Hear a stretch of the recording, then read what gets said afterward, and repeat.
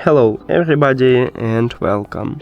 In this video I'm going to show you how to check battery level for your earbuds Sony on your iPhone.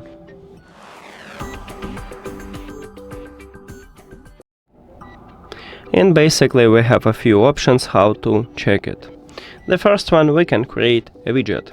So press and hold at empty space, then click edit or plus at the left top and add widget.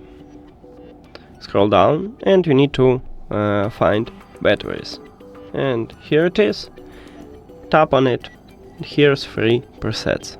Select the best one for you and then click add widget. And you can check a battery percentages right here anytime, but make sure that your headphones is turned on and connected to your phone.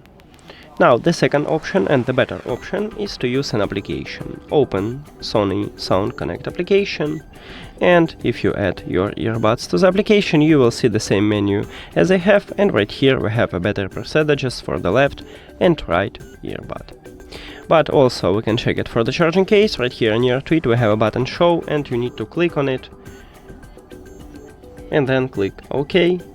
Now we can check it also for the charging case. That's it.